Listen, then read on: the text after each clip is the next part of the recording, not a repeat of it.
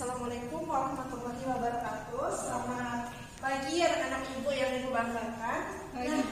Pada pagi hari ini, sebelum kita mulai pelajaran kita, silakan kakak kelas Bang Andi pimpin doa.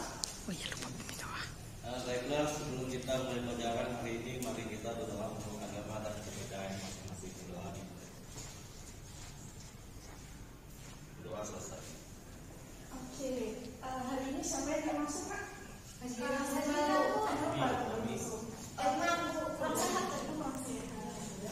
Minggu lalu kita udah membahas NKRI ya. Kita udah presentasi. Nah, pada pertemuan kali ini kita membahas materi baru, yaitu tentang Bhinneka Tunggal Ika. Nah, kira-kira ketika kalian mengenal Bhinneka Tunggal Ika, yang terlintas dalam pikiran kalian itu apa? Coba dari kakak Dewi dulu, apa? Menurut saya Bu, saya cuma tahu pengertiannya Bu. Pengertiannya Bhinneka Tunggal Ika tuh Bu, walaupun berbeda-beda tapi tetap satu dua Bu. Kalau dari Jenny? Apa tadi pertanyaannya Bu? Bhinneka Tunggal Ika. Oh, sama Bu, setuju sama Kak Dewi. Berbeda-beda. Menurut saya kalau Bhinneka Tunggal Ika itu merupakan tali persaudaraan yang berbeda-beda, tetapi kita tuh tetap satu dan menjadi kesatuan. Iya, bagus Nanti. Coba semakin. Kalau menurut saya Bhinneka Tunggal Ika merupakan sebuah semboyan dari negara Indonesia. Walaupun di Indonesia ini banyak sekali bahasa, suku dan adat istiadat, tapi kita harus saling menghargai satu sama lain. Bagus, hebat sekali. Semua jawabannya sangat mewakili apa yang telah kita bahas pada hari ini. Nah, di kelas ini saja kita udah memiliki berbagai macam agama, dimulai dari Dewi agama Islam, Jenny Katolik, Bang Andi Islam, Protestan. Protestan udah berbeda. Ada berapa agama di kelas ini? Tiga. Nah, bagaimana itu? Kan kita sering ada perbedaan. Gimana dengan perbedaan ini jangan sampai menjadikan kita itu terpecah belah. Nah, pada kesempatan kali ini, Ibu akan memberikan tugas kelompok kepada kalian secara heterogen.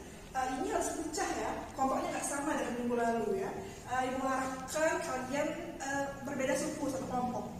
Coba Ibu yang pilih ya, Dewi sama Jenny, Bang Andi sama Sumarni. Nah, sekarang silakan kalian diskusikan berdua tentang perbedaan suku kalian. Misalnya dari Marni, apa nggak yang kayak ciri khas dari budaya Dayak itu? Ya, kalau ciri khas dari budaya Dayak yaitu ada misalnya ada acara gawai atau naik gawai. Nah, dari menjadi salah satu ciri khas dari adat suku Dayak, yaitu ketika mereka sesudah melakukan panen, mereka mengucap syukur.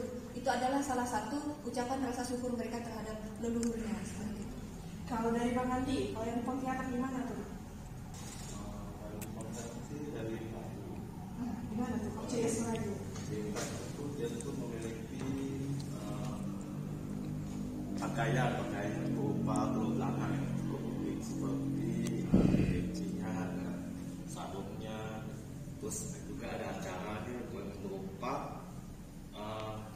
bujang dan daro yang biasa dilaksanakan.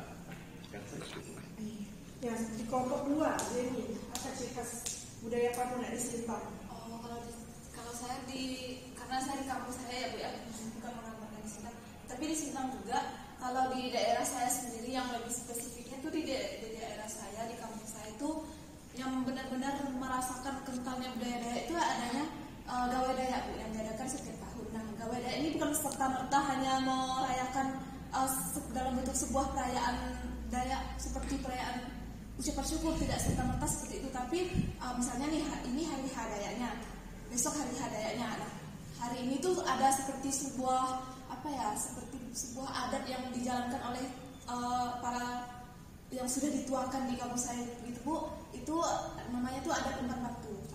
Sejujurnya saya kurang paham juga karena kemarin waktu gawai Dayak lalu saya tidak menyaksikan karena Sintang pas kuliah. Tapi itu ada dilaksanakan dan saya sempat lihat dokumentasinya. Nah, kalau di Sintang itu yang setiap tahunnya itu diadakan pergelaran itu ada Bujang Dara Gawai. Nah, mungkin Ibu pernah dengar ya. Nah, itu kan diadakan setiap tahun, misalnya pemilihannya itu setiap tahun. Bujang Dara Gawai tahun ini siapa, Bujang Gawai tahun ini siapa, Bujang Dara Gawai tahun ini siapa, itu yang menciri khaskan budaya Dayak. Bagus, Jenny. Ibu sangat tertarik dengan budaya kamu ya. Coba, Dewi. Jadi kamu kan dari NTT ya, ada perpaduan gitu ya, kombinasi. Mungkin tradisi lokal di sana Bu ada tradisi potong tangan Bu. Apa tuh?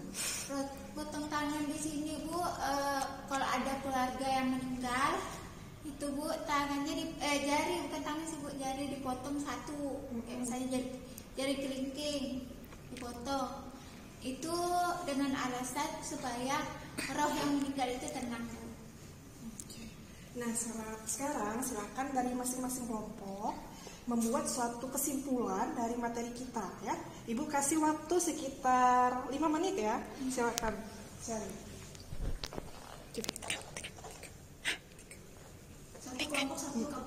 Nah, baik Bu, menurut saya kesimpulannya dari 4 kami ini, saya khususnya itu di NTT kan mempunyai tradisi potong jari. Sedangkan yang lain itu ada Gawai Dayak dan sebagainya. Di situ pasti memiliki makna dan tujuan masing-masing. Namun tujuan tersebut pastinya memikirkan seluruh rakyat di sekitar. Misalnya kayak Gawai Dayak itu supaya apa? Sebagai wujud dari ucapan syukur atas panen. Syukur, ucapan rasa syukur. Gawai Dayak juga Bu bukan hanya dirayakan oleh kaum mereka. Kadang mereka ada pameran kan, dan yang lain juga boleh ikut Bu. Mungkin dari sini kebersamaan. Bagus, coba kalau dari Jenny. Menurut saya Bu, dari apa yang saya simpulkan tadi kan ada bilang ada tradisi potong jari di NTT. Jadi dari apa yang diceritakan itu semuanya punya ciri khasnya masing-masing, dan justru itu bukan menjadikan kita sebagai ini dari latar belakang budaya yang berbeda. Saya juga berasal dari latar belakang budaya yang berbeda, yang otomatis latar belakang tersebut akan menghasilkan bagaimana cara kita berpikir. Kan kita budaya yang kita anut di daerah kita itu kan terwujud di diri kita gitu. Nah, bagaimana cara kita menginterpretasikan itu, jangan sampai itu menjadikan kita terpecah belah di sini. Semuanya itu justru dijadikan sebagai pengetahuan bahwa kita berada di negara yang sangat-sangat kaya akan budaya. Bagus. Silakan kelompok Bang Andi dulu. Kalau menurut saya dari kesimpulan yang saya dapat tadi dari saudari Dewi tadi yang tradisi potong tangan itu juga memiliki ciri khasnya masing-masing, termasuk saya tadi yang dari kalangan Melayu yang juga merupakan dari suku-suku tersebut. Jadi menurut saya kesimpulan dari ini bahwa apapun perbedaan dari suku-suku maupun tradisi itu kita tetap jalani dan juga menghormati apa yang kita lakukan, juga termasuk suku-suku Dayak tadi yang Gawai Dayak yang sebagai rasa syukur tadi kan. Jadi sebagai sesama suku kita harus saling toleransi dan tidak mencekal apa yang kita lakukan seperti mencoreng, menghina atau menghina tradisi-tradisi yang ada di suku-suku tersebut. Saya rasa itu. Oke, baik. Kesimpulan dari saya, mendengar beberapa suku di Indonesia kan sangat banyak. Salah satunya tadi dari Dewi mengatakan bahwa di Papua itu, di NTT khususnya, mereka ada tradisi kalau misalnya ada yang meninggal mereka harus potong jari.